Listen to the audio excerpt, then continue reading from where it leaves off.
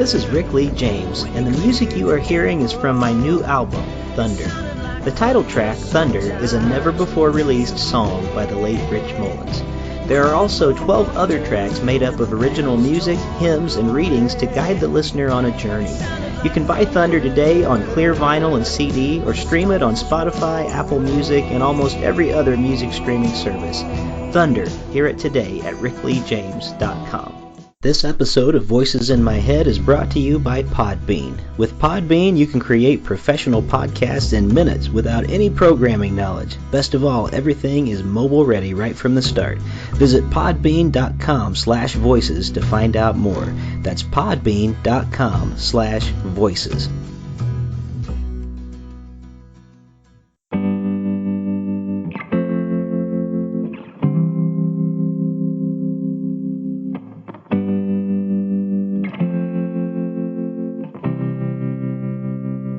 Welcome to Voices in My Head, the official podcast of me, Rick Lee James. I'm a recording artist, a singer, a songwriter, an author, a worship leader, and an ordained minister in the Church of the Nazarene. The Voices in My Head podcast is where I discuss music, movies, books, pop culture, theology, and more with friends, colleagues, and sometimes just by myself. Now make sure to let me know what you think of today's episode by leaving me a review on iTunes, or by tweeting at me at Rick Lee James on Twitter. And please join my mailing list at rickleejames.com, where you can receive an email every time a new episode is released. And by the way, in case you're interested in a daily dose of kindness and encouragement beyond this podcast, I also run the Twitter account at Mr. Rogers Say, where I post daily quotes from Fred Rogers, one of the voices in my head.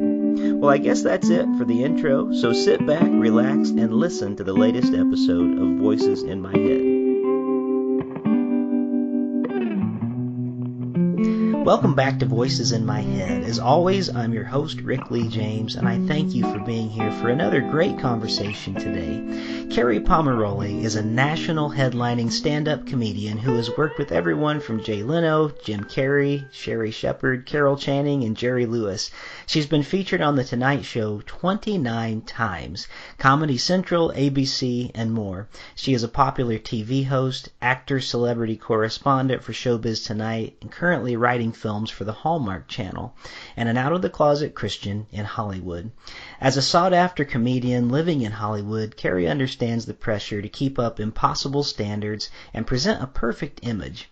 In her book, which we'll be discussing today, Confessions of a Proverbs 32 Woman, How I Went from Messed Up to Blessed Up Without Changing a Single Thing, from Harvest House Publishers, Kerri turns the notion of perfection on its head and bravely shares the messiness of her life in her trademark witty style. She delves into the struggles of the modern woman, tired of trying and failing to live up to Pinterest-looking, airbrushed, and Insta-filtered real-life models telling her she's not quite good enough. Kerri discusses and encourages readers with two things they can hold on to for longer than their smartphone: genuine self-awareness and humble God awareness. She stopped by for a visit today here on Voices in My Head, and I'm so pleased that she has. Kerri Pomarolli, welcome to Voices in My Head. So, by the way, that's the best title of a show ever. I'm stealing it. Thank you. Well, feel free. Yeah, I get a lot of good compliments about that. I'm stealing it. I'm like, that should be my next book. Voices in my head and things I should not write down in public. Yeah, that's perfect. Things they tell me. I love it. How'd you come up with that name? Well, I'm a musician by trade, and I really love talking about music. So it has a lot to do with the music that we discuss on this podcast, but I didn't want to be just confined to music because I love books, I love movies, I love all kinds of even things that are going on with news sometimes. So I figured it would help me not to be confined to any just one area, and I could talk about things that were speaking to me with people who were speaking to me. So I have this father. He's great. He has a record collection that he started in the 1950s, and he has over 12,000 albums. Wow. So I was raised with music trivia. I mean, you could say, the most random, the only way it's ever going to pay off is if I am on Jeopardy, because you could be like, what is a Roger Whittaker song and what are all the words to ABBA? I mean, like random Bill Haley in the Comets, like Willie Nelson, eclectic doesn't even begin to explain like all the music I was exposed to. And it's all in my head. Speaking That's of voices amazing. in my head. Yeah. So I don't know how that's ever going to pay off someday, but it's all up there. That's amazing. Well, man, Yeah. it sounds like your dad would have been a fun guy to hang out with and listen to records with for sure. He's cool. Now, what kind of music do you play? I play mostly original Christian music, and I lead worship at my church, and do a lot of worship music, things like that. So yeah. And who are your musical influences, Christian or secular? My goodness, I've got so many. As far as like in the worship realm, I really love the music that Paul Balash has done over the years, just when it comes to like leading music for congregations. But I find that I have so many musical styles outside of that I really enjoy, and a lot of secular artists are who I really listen to. I love guitar players like John Mayer. I love. Well, you know what? We could go on about me for a while, but I want to go on about you tonight. Okay. Well, I have a joke in my act that I like to listen to music with my kids, but I tell them that everything's Christian, like Bon Jovi, they think is a worship band, lay your hands on me, living on a prayer. Yeah. But yes, we can talk about me. What do you want to talk about? Well, you have this great new book out. Actually, 2 new books, which we were talking about just before the show. And I love the title, by the way, because I'm not sure if most people realize that there are only 31 Proverbs. 31. So you have this book about being a Proverbs 32 woman. So I wonder if we could start this way. Tell us, what is a Proverbs 32 woman, and why are you talking about that? And why is there? Well, it's me, basically. Years ago in my comedy act, I was like, Lord, I read Proverbs 31, and I don't plow, and I don't rise early, and I don't gather my food from afar. I get takeout, And I always was like, this Proverbs 31 woman is stressing people out. I'm never going to be her. So I started the resistance, and I was like, Proverbs 32 woman. And my devotional is called Proverbs 32 woman. She rises late and her kids make her breakfast. And I always felt like there was more of us than her, And so I wrote a letter at the beginning of this book to the Proverbs 31 woman in heaven, an email. And I was like, listen, sister, can we talk? Because I don't understand what does God want of us? And it was sort of a fictional take on what would the Proverbs she help us, and how, you know what I mean? Like, how could we learn really what did God mean? And the lessons that I keep going back to in my own life are grace, grace, grace, grace, grace. And so that's why one of the hashtags for the book is hashtag hot mess for Jesus, because I always have felt like, hey, I love Jesus with all my heart, but I'm not making crockpot farm to table meals, and I'm not breastfeeding children, And so I was like, even in the Christian world, I feel like a fish out of water. Yeah. But then I started talking to women all over, and they're like, oh no, I feel the same way. I can't even look at Instagram because I feel so unworthy. So a lot of the subjects in the book are heavy subjects, like depression, like loneliness, like family, like divorce, like whatever. And what does God really have to say?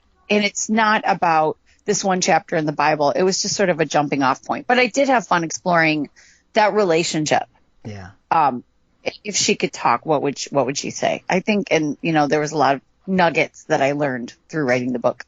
Certainly. Well, that's a brilliant idea, and I really, when I first heard it, I thought, wait, are there 32?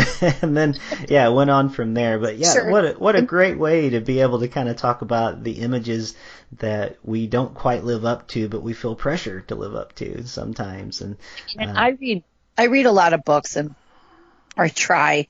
Now I'm doing more Audible, and I was just like, every time I write a book, it's because I feel like the book that I want to read isn't out there. And there's a lot of books that are serious, and they're women, and they're churning their own butter, and all this stuff.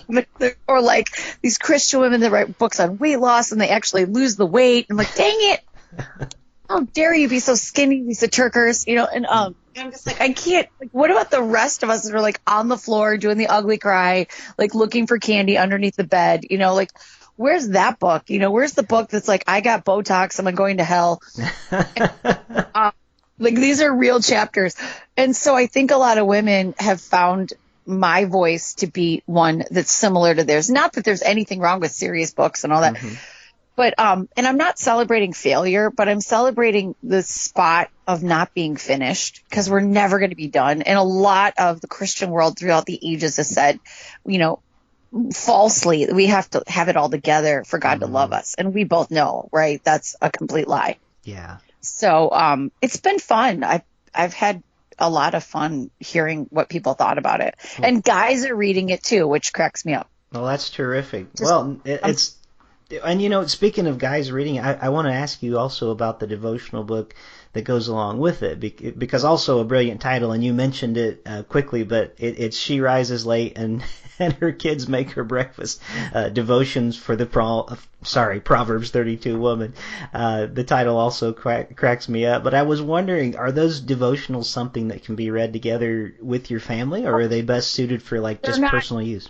No, they're not about like mammograms and stuff. Okay. I wrote about the movie Rocky. I mean, there's nothing off limits. I got a LL Cool J song in there. It was really funny because my editor's like, you have to buy the lyrics to all these 80s songs that you're referencing. I was like, no, I don't. I'm just going to shorten the reference and like be like an artist formerly known as Prince, you know. But I wrote about baseball, and I mean, yeah, of course I was writing with women in mind, but it's been funny. Like there's been some dudes that have been like, I stole this book off my wife's on my Amazon review. I stole this book off my wife's bedside table because I thought it was funny, and now I can't put it down. And I'm like, that's awesome. But groups have been reading it, you know, like just fun book clubs and stuff like that. The devotional is a 60-day Devo, and then the other book is more like longer chapters, and they all have discussion and Bible references and questions and all that good stuff. Terrific. Well, that's good to know, because I think that's right now, especially when, you know, most of the country and a lot of the world is at home together so much. I think families are looking for some things that they can maybe share together devotionally in that way. So we recommend that to people, especially in this time. What a weird time we're in, huh? I mean, we're in California. I'm like, we may be locked down to 2,000. It was funny. You're in Ohio, and I'm like, your governor, it's cool. He's trying to get it going again. And I'm like a comedian who travels, and I need people to do my job. So I was like, okay, Lord, well, at least I can go to Ohio and Georgia and Alabama for comedy. And, you know, I want to work again. I'm doing virtual shows, which is fun. Yeah. But it's not the same doing stand-up comedy and you can't hear the laughter. Yeah. Well, I've experienced the same thing. I've got an endorsement with a guitar company called Breedlove, and they had me do a concert for them right at the beginning of when we all started locking down, you know, from home. Right. And there's something so different that it's great to be able to play online, like you said, but you really thrive off of the energy of a room, you know, and it's hard to... telling jokes. I'm telling jokes to silence. I mean, literally silence. I'm like, do you know the one about the blah, blah, blah? And I'm like, I'm sure you're enjoying this one at home. I mean, you have no concept of, luckily I've been pulling in other comedians on some of my shows and having some banter. Yeah. And my friend Bob Smiley's like, this girl said hi to me in the grocery store, and I did my act for 10 minutes. You know? It's just like, comedians, we need attention. We need an audience. Definitely. Well, I hope that opens up for you soon. I miss it too. Just week after week, it feels like it's very hard being away from people, for sure. But you guys are starting to open things slowly but surely. We are, but I notice that people are very cautious, which I think they should be right now. But I often wonder, I wonder when the next time will be that I do a concert, because people aren't just chomping at the bit to run out and, you know, go see somebody in a show with a room full of people they don't know. But then I feel like there's going to be a resurgence of that desire once everybody calms and feels like, I don't know what it's going to be. Is it a vaccine or whatever, like where we feel safe? But we need the arts. I mean, that's my hope and prayer, is that we need the arts and we need, you know, music and comedy and all those things. So we may be working more, hopefully. That's my prayer. Let's hope for that, for sure. Well, you know, I wanted to talk to you about something you've mentioned here tonight, and I know that just before we started recording, you said you have a show online that you're doing right now, and I think you said you're doing it through Zoom. Is that something that the general public is able to jump on and see you, and because you're talking about these shows you're doing? What's the best way for people to check you out in these shows? Well, people can put in my name, Kerri, if it's in your show notes, Kerri Pomarolli. And if they put my name in the internet, my Facebook's going to pop up. My Instagram's going to pop up. Proverbs32woman.com they can put in. If you're following me on Facebook or Instagram, 99% of my shows are free to the public. We've been doing some shows where we ask for donations for first responders and, things like that. But, and people are booking me. Like if there's anybody out there there's churches that said, we want to do a show for our congregation. Will you come do a live Facebook Live? So that's been sustaining me financially somewhat in these hard times. So if anybody's listening and you want a birthday party comedy show or what have you, so I've been doing live interactive shows. I've actually been doing something that's really fun with my roommate and my kids called Family Comedy Game Night, and we play like a trivia game with our audience out there. And so we're just trying to be flexible in this time of how can I still entertain. And, the best thing about it is I do these shows and I still do an altar call. I still do prayer, and I'm like, we're still moving ahead with the gospel as much as we can. Well, I appreciate you doing that, and I think we're all looking for ways to be able to creatively still be with each other even though we're apart in these times, for sure. And, last night I felt like I was telling you before the show, we had flash floods all around us last night, and even in our neighborhood there was just a river going through in front of our house, cars getting caught, and I felt like, do you just feel like the planet's trying to evict you sometimes? I mean, between floods Jesus, are you coming? Jesus, I'm cool if Jesus comes because then my bank account won't matter. So then it's all good. That's exactly right. But then I saw neighbors, coming out to try to help this poor person that was trapped in their car and the floods just going over. And so it's amazing the way there's encouraging things going on that I think we're seeing each other. We really do want to be together when we can. So I'm glad to see that you're doing that and finding ways to connect with people and be able to do the family game nights and things like that. And you're obviously a very creative person with a lot of great ideas. You can tell that just from your book titles. But thank you. I'm just I'm a single mom with 2 kids and trying to make it work out here in California. So yeah. Well, let's talk about that a minute, because I know that you write about that some in your book, and I know that time is always a struggle for all of us, no matter who we are and what state of life we're in. And I find it very interesting that even though many of us are home a lot of the time now, we're still running out of time to do things. I know, right? It's crazy. Like I feel like, because I work at a church part-time too, and we haven't had like church services inside, but I have been, it's scientists could try to figure out how with an empty building and, services not happening in the building, how we're working 3 times harder than we ever did before. Right. But it's amazing. But speaking of the struggle of time, like, how do you encourage any parents who might think that they don't have enough time in their day for God and then for taking care of their children and homeschool, all these things that are going on right now? Well, the first thing is you need to learn how to do your children's handwriting so you can help them cheat on their homework. And that's really a lot of time. Like when I found out my 3rd grader was almost getting all A's, I was like, you better give me a certificate. All right. You need, I did that crossword puzzle. But I think letting go of the stress, like for example, my school is really hard. My kids' school it's really academically, they're just on point. They're a Christian school and the kids are, paying tuition. So they're like, we're going to do all these Zoom classes. We're going to do all these YouTube videos and da-da-da. Well, it didn't work for me to do these Zoom classes. It just didn't work. And I had to let go of my guilt because it was optional. So like you can do the work at home. And I had to let go of my guilt and go, okay, so I could sit here in front of a Zoom from 9 to 12 every day. And like, that's 3 hours of my day that I have to sit there, or I can time manage a little bit better and do the work with her. So I think it's letting go of the guilt that you're not doing it right, because nobody has the secret sauce. We watch a lot of movies. We eat a lot of sugar. Like, it's okay. My kids are definitely on technology. They're not going to die. I mean, I'm not saying that they're watching inappropriate things or on technology all the time, but there's so these rules, right? Like, you're not a good parent. You have to have screen time limits. Well, sure. But right now, you got to loosen up a little bit, because kids are going to remember this time. Was mom happy? Was dad have a smile on his face? Or were they freaking out, stressed out? And why am I getting stressed out over 3rd grade math? Like, do you know what I mean? Yeah. So I think it's letting yourself have some more grace. Well, that's good to know because we're struggling over first grade math with our son. Plus, my wife is a teacher, so it seems like some days it has been all day nothing but school. Just from her trying to figure out how to teach her class from afar, and then me trying to figure out, both of us really trying to teach him. So I think you're right. It's good that we kind of give ourselves a little bit of a break in the midst of this because these are extraordinary times for sure when there's a lot of stress.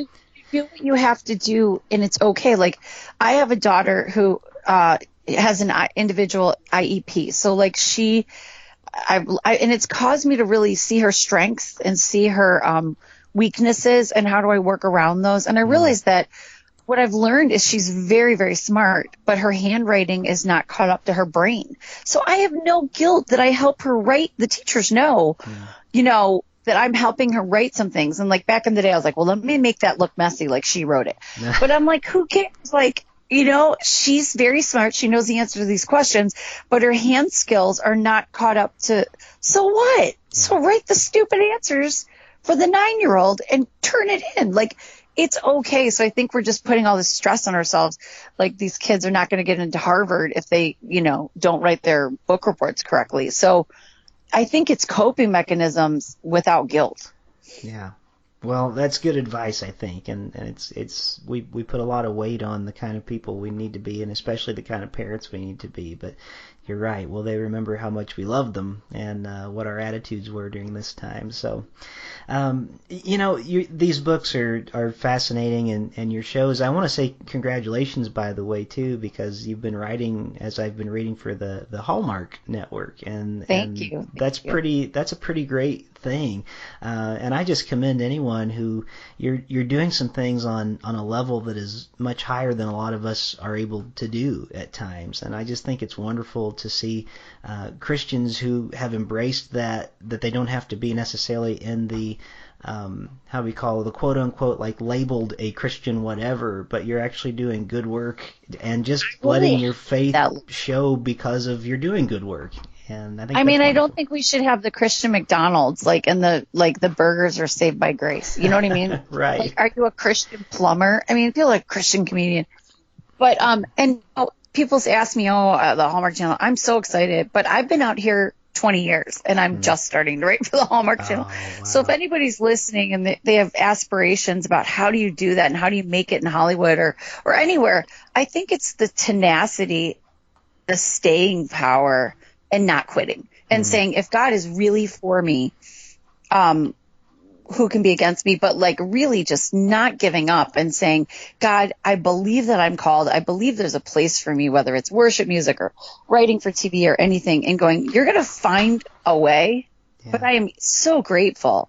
I'm just always grateful for Hallmark hiring me, but believing that God put me there, Yeah. Well, while we're on the subject of things that we watch on TV, I'm fascinated that you had been on the Tonight Show 29 times, which is a lot for anybody, I would think. I'd just love to ask you, because I've honestly never had anyone to have a conversation with about being on the Tonight Show before. Oh, it's so much fun. I mean, it was amazing. Jay Leno was my guy. I was on it before Fallon, and I mean, you would just show up and John Travolta would be in the hallway. Wow. I mean, it's that kind of vibe. Or we'd be doing a sketch comedy and then they're like, it's Isaac from the Love Boat, and you're in a sketch with Isaac from the Love Boat. So it was just a joyful set. Yeah. He's really kind. I don't know if there's anything you can ask me if you have any specific questions. Oh, no, that's just kind of what I was wondering. What's it like when it's your first time? Because I know that for comedians especially, that is such a badge of honor that you kind of made it. I was doing sketch. I did sketches. I never did stand-up because by the time I started stand-up, I wasn't on, the show had transitioned. But my first episode, I was in the dressing room and next door to me is Matt Damon and Ben Affleck, and I'm 20 years old and I'm like, this is my soulmate, But I got to watch Matt Damon do his first interview in the green room with standing next to Ben Affleck. And Ben Affleck was a kid and he was so excited for his best friend to be on the Tonight Show. And now they're superstars, but I was there for that moment. Or George Stephanopoulos' wife, her name is Allie, and we were in a sketch together. So sometimes I see people that I've come up with, and they're doing really well, you know, in the entertainment industry. And it's hard. To be honest, sometimes we have those moments of like, oh Lord, I wish I was quote unquote further up that ladder or in a different place. My friend just got an HBO special and then I go, well, you know what? I do shows and I pray for people and they get saved. So there's nothing to compare that's where God wants me. Not that I can't do HBO and not that I can't have the same success. But the one thing I can tell the listeners is that people that have worldly Hollywood fame and success, that is absolutely 100% not on the happy meter, a denominator for them being happier people. It's probably less so. I've seen so many celebrities miserable, like drinking and addictions, and what you see is not always the reality. I mean, like, let's just be real, but there are good people out there. Henry Winkler and John Travolta and Jim Carrey and all these wonderful people that I've gotten to meet. Some of the kindest people, Jay Leno, the kindest people. I really feel like kind people succeed.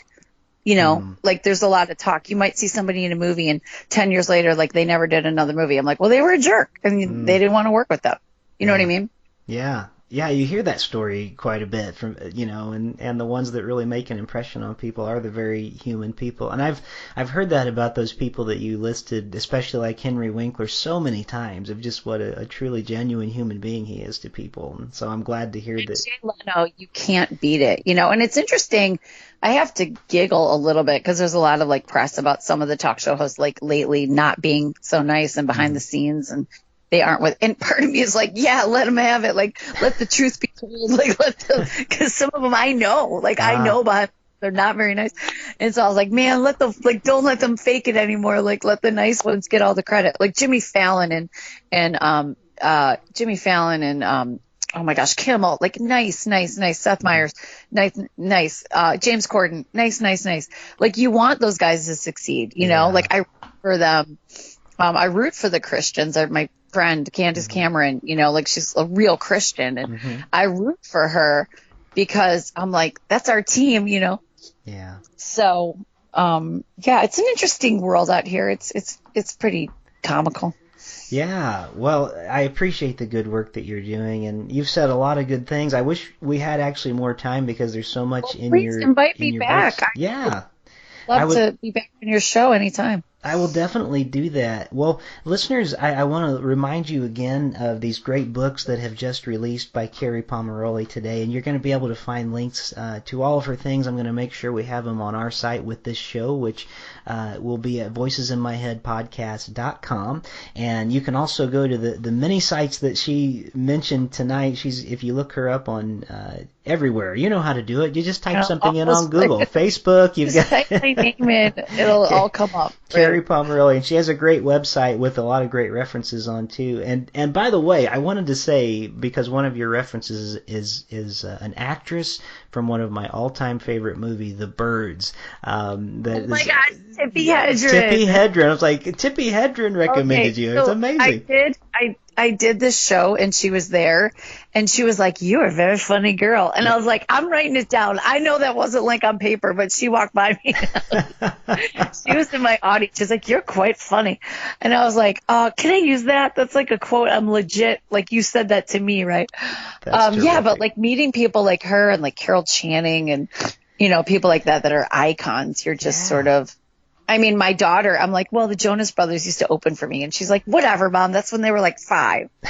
But that's not as impressive as meeting people like in my line of work, you know, to meet Pat Boone and work with him and Carol Channing, just to be with her for 5 minutes and, you know, spend time with her is pretty cool. You know, and I just in closing today, you know, people always say never meet your heroes because you'll be disappointed by them. But, you know, in my life, I must have been lucky because I've just got to meet so many wonderful people over the years that have been heroes to me.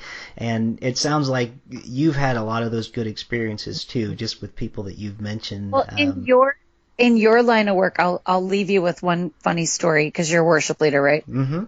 So I was not raised on Christian music. I was raised on secular, like, as you know, what you name it, but not unless I had Amy Grant Unguarded. Okay, that was like my only Christian album. But so I got to host part of the Christian Gospel Music Awards, right? Okay. It's like the Grammy Christian. And of course, Amy Grant was in my front row, and I stopped the show, and I'm like, oh my gosh, I love you. And she's like, yeah, just get on with the jokes, please. So I was hosting, Kirk Franklin was hosting, and I knew who Kirk Franklin was because I go to a mixed race church, so I knew him. But I really don't know. This was late 90s. I didn't know. No, it was not the late 90s. I apologize. It's like 2008. Sorry. So I don't know. It was a long time ago.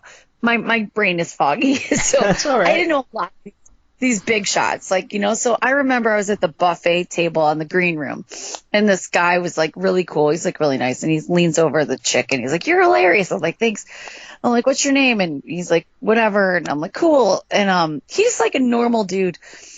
And he's like, oh yeah. I'm like, are you a singer? He's like, yeah. I'm like, do you have a band? He's like, yeah. I'm like, what's it called? He's like, Casting Crowns. I'm like, cool, good for you. Like, good luck to you. I hope you make it. And then it was the lead singer of Casting Crowns.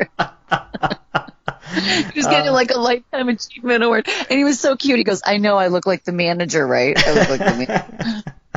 But like, it's funny. I work with these guys and I don't know who they are. And then later I'm like, oh, you're like famous, right? They're so humble. That's terrific. Well, I'm so glad to hear that. What a great story to end on tonight. So, well, Kerri Pomarolli, thank you for Invite being. me back anytime. Anytime. Well, you're always welcome here for sure. This has been a great time. Well, as I say to my guests every week, Kerri Pomarolli, thank you for being one of the voices in my head this week. Thank you for joining me here this week on Voices in My Head. I hope you'll visit me on my website at rickleejames.com, where you can find out more about me, get my music on vinyl and CD, follow my blog, and even schedule me for a concert or a speaking engagement. Better yet, even a book signing in your neighborhood. You can find all that and more at rickleejames.com. Also, it would mean a great deal to me if you could write a review of this podcast on iTunes. The more positive reviews that we receive, the more visible this podcast will be online. And now for the benediction. May the God of hope fill you with all joy and peace in believing, so that by the power of the Holy Spirit you may abound in hope. God bless you, and thank you for listening to Voices in My Head.